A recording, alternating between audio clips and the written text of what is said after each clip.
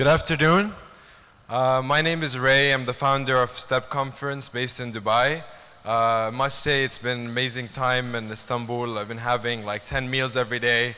This city is just awesome. And in today's panel, we're going to have the Accelerators Dilemma, and I have three guys who are running accelerators in different parts of the world. Please help me welcome them by a big round of applause.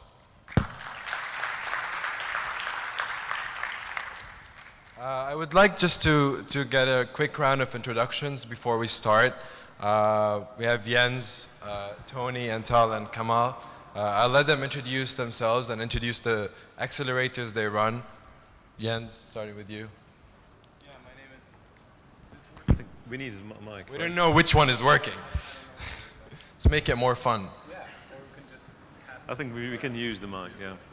Yeah, so my name is Jens. I'm the head of the Pro7sat.1 accelerator. Pro7sat.1 is one of the largest media groups in Europe, mainly focusing on TV businesses, but also a huge digital business unit. And we have a 3-month accelerator program. It runs twice a year. We've had 27 companies so far in our portfolio. A lot of them received great follow-on fundings. So a bit of advertising for us. If you're interested in applying, speak to me afterwards and I can give you my business card. Hi, I'm Tony from Traction Tribe, the best accelerator from Europe that you've never heard of, for the reason it's we're very new. We started 6 months ago. We have 11 portfolio companies and we focus on actually gaining traction and pushing those teams to the US as quickly as possible. Hi, I'm Kamal Hassan. I'm from i360 Accelerator, and we are a tech accelerator based in Dubai. However, we also enable other accelerators. We run Turn8 Accelerator and we run Ibtikari Accelerator in Abu Dhabi as well. Before we start, I just want to get a quick idea. How many startups or entrepreneurs or developers we have in the room? Just by the raise of hands. Great. So we want to start mainly by getting an understanding, like the very basic question of, what is an accelerator, or the evolution of accelerators, and how they differ from incubators, VCs, other types of models within the ecosystem. So I want to start with you, Kamal. Maybe you can give us a little bit better idea of accelerators, how they started in the US and then expanded globally. Also, there's a lot of talk about accelerator bubble, all that. Right. What do you think? Going back to the first question, how they differ. Incubators are typically a deal flow for accelerators, or it could be the opposite as well. The other way is VCs are they pick startup from accelerators, so another deal flow pipeline for VCs. So accelerators are kind of replacing the friends and family rounds that typically happens where people want to start their start their projects and they go to their dad or their friends or their family, but now they can go to accelerators who will have much more structure, mentorship, business development, technical support, and funding as well. So I think it's a great model. In my opinion, it's one of, even if it is a bubble, it's okay. That it's a good thing to have. I think we need more and more, especially around this part of the world. We need more and more accelerators that are generalist as well as specialist. I think that's where the trends might move into, more specialist accelerator. But being in the Middle East and being in the GCC, I think we need more and more of accelerators to activate or to cultivate the ecosystem of startups and around us as well. Okay. Tony, what do you provide to your startups? What is the most valuable asset that you have and that you provide to your startup? Is it the network? Is it the space? Is it the mentorship? What is it? What is the biggest thing? It's clearly the mentorship. So I think the money part is not the issue. there is money around. I mean, in Hungary, there is $500 million poured into 70% European Union program and 30% private money. So there's $500 million in the system in VC hands. There is a huge black hole in space of the accelerator. So it's not the money issue, it's the knowledge. And we need a very intense exchange of brains. And actually, I mean, we are actually exporting people to the US, but we actually have to bring in brains, you know. So everyone who is a mentor, I mean, I think it was Dave this morning, everyone who's successful has to be a mentor, and please do come to Dubai or to Budapest or to Germany. So please come to us and tell us how to do this. Do you think we have more mentors or more startups? We need more mentors. We need more startups anyway. So if we define startup in a general sense. And how would you, for example, know which startup, what mentor they need? So where's the mentorship, different mentorship levels, different areas of mentorship? Do you customize them, or is it just like? I mean, we work very closely with our teams. It's very tailor-made. So we know what sort of, well, no, I mean, we sort of know, we hope to know what they're missing. Is it digital marketing strategy, or do they have problems in growing the company, you know, in what ways? And then we try to connect with those people who understand that particular problem, or they are in the space that, you know, I mean, it's sort of matchmaking, and we're matchmakers, right? In a way. Great. Jens, one question that we spoke about earlier I want to bring up is, what is the difference, or what's better as a model, a accelerator that's backed or started by a corporation or government, or an accelerator that's started by an ex-entrepreneur or an ex-startup founder? Which model is better? Does it matter? When does it matter? I think most importantly, the startups have to take a look at what are the people that they will be working with.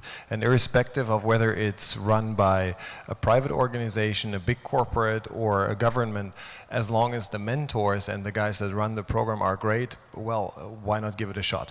At the same time, I believe that government or corporate accelerators have a slight advantage over the others simply because of the funding situation. So I run a corporate accelerator. I don't really have to worry about fundraising because I know I have the money that has been committed by the corporate.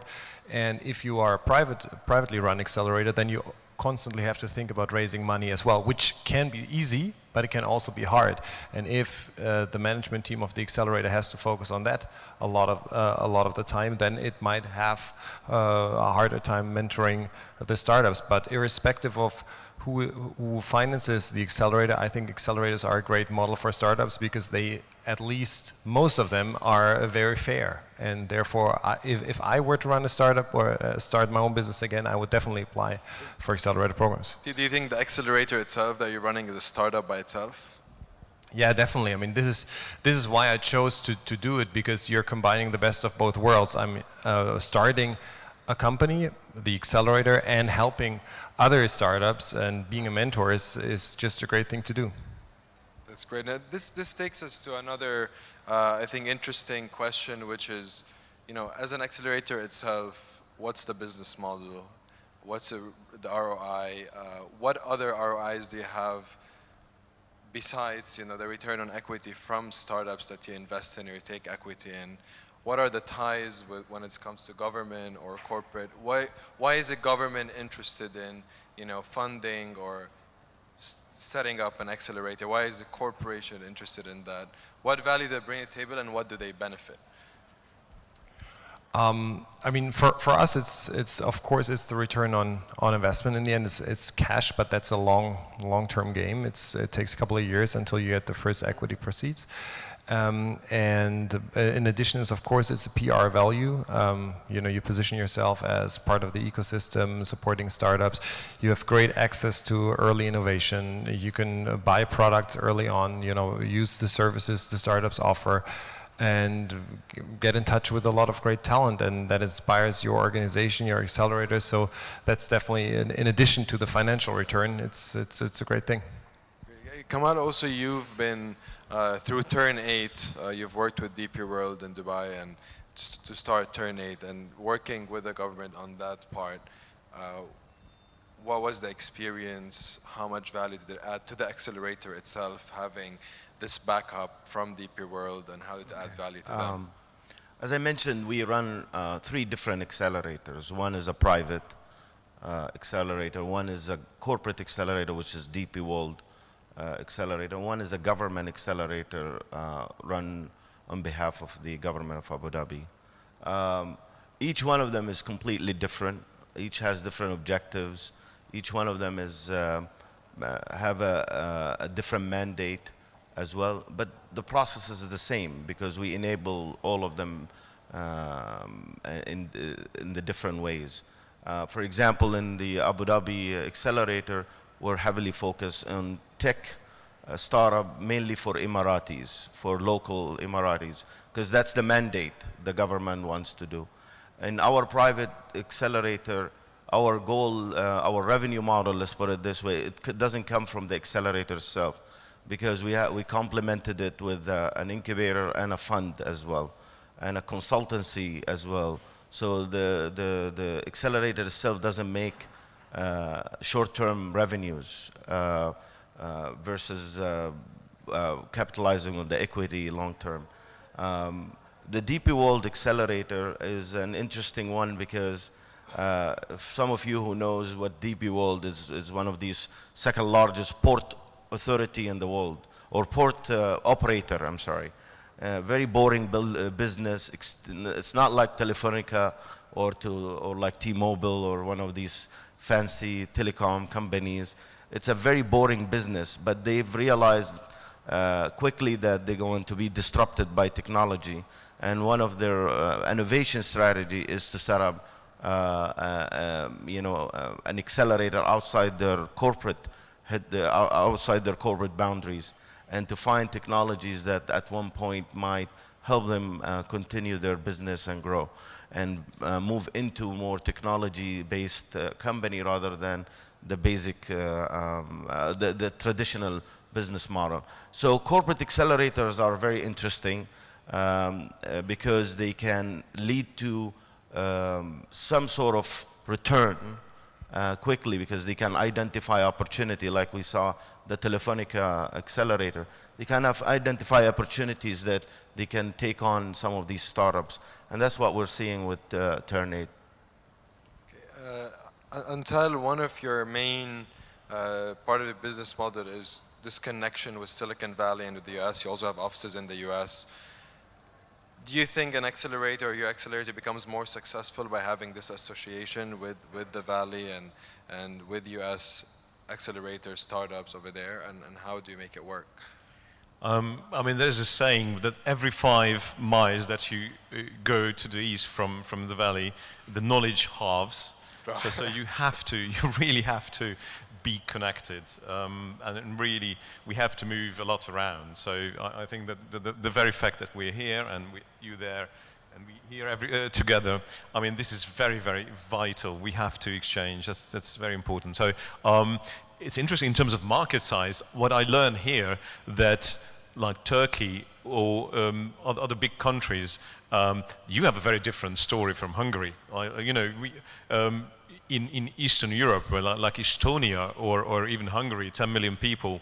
I mean, you know from the start, if you are in a real startup and not in a lifestyle business, you know from the start that you have to go abroad. Even maybe in Germany. Germany is a huge market, but a conservative one. So you tell me how it is. I'm very interested. But yes, we sort of believe that we have to go to markets that are sort of eager for change. But here is very different.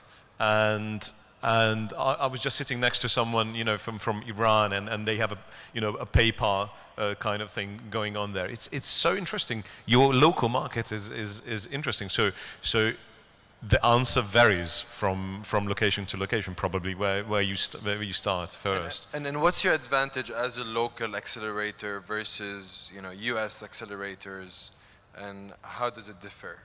I mean, in a small country like Hungary, we are visible, so we know everyone. and everyone knows us kind of thing, right? So it's a small ecosystem. So obviously our first teams came from people we know and people who know us. So it's pretty much the 500 startups model that we sort of we collect. You know, we have our deal flow from people we know.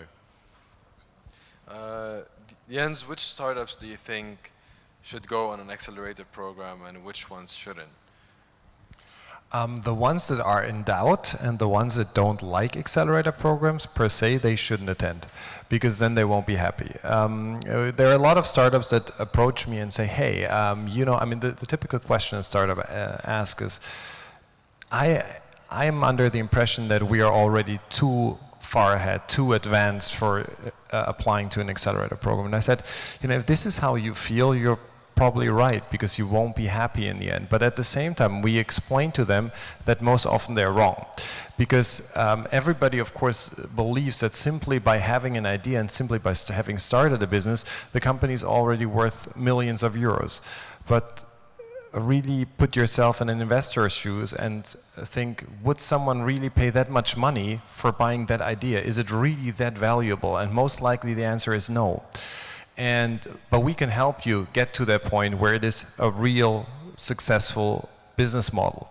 And therefore, I believe it's, and as you mentioned earlier, it's not about the money, because everything is around the valuation in the end. I mean, in our program, you get 25,000 euros, plus mentoring, plus office space, and so on and so forth, and we take 5% equity in the company. So a lot of the startups say, okay, I get 25,000 euros and I give you 5% equity, that puts us as a valuation of 500,000, is that, and then I say, that's actually the wrong way of thinking about it, because then you won't be happy in the end.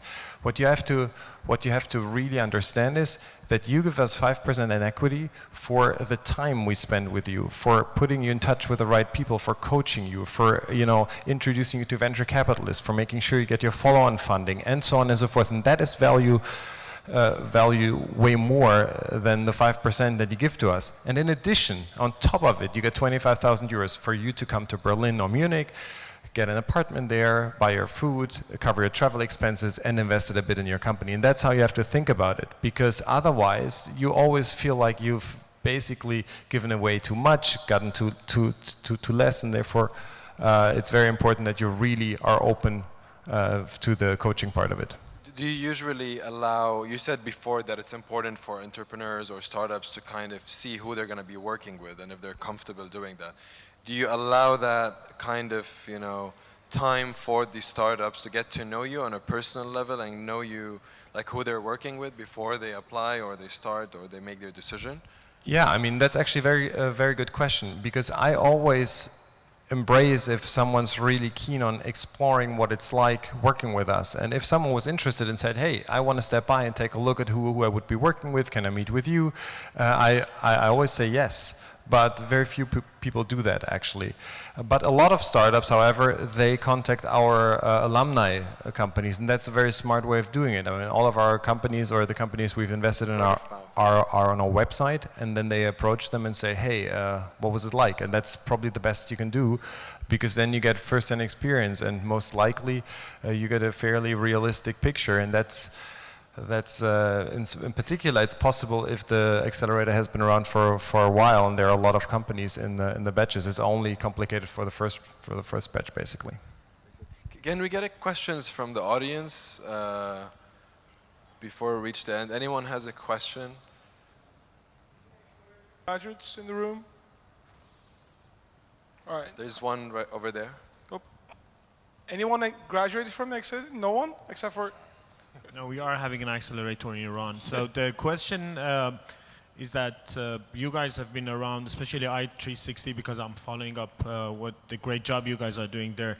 But can you specifically tell about like the success stories that has been built? I'm really concerned about the success rate of regional accelerators. Thanks. Great question. It's too early to talk about success stories. If you follow the YCOM history, they haven't talked about success stories in the traditional way of exits and all of that until maybe until Dropbox, I think. because it takes a long time for things like that. But if we measure short-term success stories, we typically measure it by startup going to demo days. That's a great success stories. We have, we are in the 4th round, and we had about 33 startups going, I mean, in portfolio, plus 9 in the Abu Dhabi one. They all, not all of them actually, about 80% went to demo day. And then the other metrics is fundraising. So we have almost 50% of them actually fundraised as well.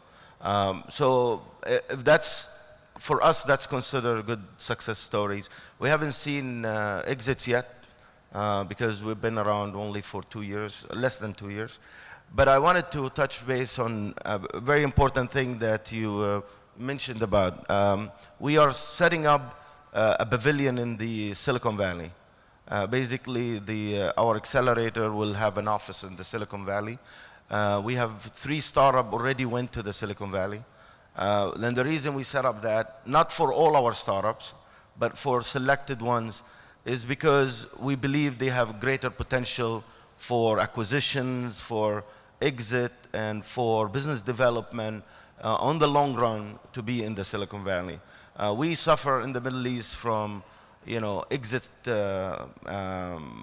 models or exit potential in many ways, and so so that's one of the reasons we set up in the Silicon Valley as well. I'm absolutely agree. You have to be there. I mean, what we do here, we sort of buy cheap and sell high, right? So, but to be able to sell high, you have to be there. The words they used when we were talking to American VCs, they're saying, you know, teams from everywhere from the world, they need a brainwash when they arrive in America, and also they shit test you. They shit test you if you sort of up to their standards. Can you make it on time, for instance? Things like that, you know, and you know, teams coming from a very different culture where the perception of time, there are, you know, there's huge literature about the perception of time is different between cultures. You have to, I mean, we have to. I mean, I come from, you know, Eastern Europe, where time is sort of a bit sloppier concept than in the US. We have to know that. You know, well, I often say the exit you're looking for is not the selling your company. You're looking for the exit at the airport. You know, most teams, because you have to learn how the states work. You have to, you know, literally understand how that word works. And for that we have a place from all places in Vegas, where, because you can work cheaply from there in like Las Vegas, because you can learn the nuts and bolts of the country cheaply. You know, we rent a house, and the funny thing is that the teams that work there together. Startups would like that, I'm sure. Yeah. The thing is, you know, they do work a lot, and the funny thing is when they don't work, they help each other. So it's actually good to be in the middle of the desert, you know, with nothing to do. So off you go. Jens, your opinion on that? On Las Vegas? On success stories or successes? Success stories and the Silicon Valley bridge. Silicon Valley is, I mean, for us it's slightly different because, I mean, we do have an office in Silicon Valley as well, and it's important to have some kind of, you know, connection to the Silicon Valley, but the German-speaking region is 100 million strong, so therefore, you know, you can do business there as well. And I mean, starting there and, you know, expanding into Europe is a very viable business model. We've had one company now that did a very successful Indiegogo campaign. They do mobile robotic toy sets for children, and a lot of people from South Korea were interested, and now all of a sudden they are expanding into South Korea, and that's a market we would have never had addressed had they not approached us. So, I mean, it's a lot of it is chance, a lot of it is coincidence. You just have to be ready for it, and therefore, and that's the key thing that I always tell my startups, that I mean, they have to move faster. The startups are just extremely slow, and I mean, just, you know, kicking them in the butt every day is important, because I mean speed matters a lot. Sorry. If you don't mind. I just wanted to mention something about the difference between accelerators here and in the US. Actually, the difference between the US market in general and the rest of the world. In the US, when a startup puts their app online, they don't have to go create demand. The demand exists, and people download and uses. And one of the things we suffer from in the rest of the world, including Europe, is that we have to create demand for the startups in order for them to actually survive and sell and do business development. There are three types of demands. One is government-based demand, so government procurement. So as accelerators, we work with government to improve their procurement processes so they can buy from startups. The second thing, corporate procurement as well. Corporates are very poor in dealing with startups. We work and lobby the corporates to actually be better in dealing and working with startup, buying from them. The most difficult one is the consumer procurement or the consumer's demand, because behaviors, there's a lot of attitude around us here is that if it's not made in the US, I don't buy it as well. That's even a consumer problem. So this is the big difference between accelerators outside the US and accelerators in the accelerator outside. They produce startups. They don't have to create demand for them. They put them out and the demand is there. Economy and adoption, basically, yeah. I wanted to ask you one question. Do you think Berlin is a big destination right now for startups? It certainly is. I mean, our main office, however, is in Munich, because there's Oktoberfest right now, and no, but we have an office in Berlin as well. Berlin is definitely a place to be because of the availability of talent. I mean, there are graphics designers, there are programmers, there's just people there. And the cost as well. And the cost is relatively low, that's true. At the same time, it doesn't matter that much, because I mean, when we take a look at the applications we get from startups, we've received applications from 32 countries this year for this batch, and I mean, from countries that you haven't really thought about before. And I mean, the ideas are great. I mean, it doesn't really matter. I mean, these days, with the availability of technology all over the world, you can start your company from almost anywhere. And then once it grows and once you are, you know, at a stage where you need to find more employees and so on, and need more capital, it's definitely important to move to, you know, the US, or maybe to Berlin, or maybe to London, or whatever, to, you know, be closer to the industry. Location. Yeah. Okay, I think we're almost running out of time here. I want to thank the panelists and thank you for your time. I hope you learned something new today. Thank you very much.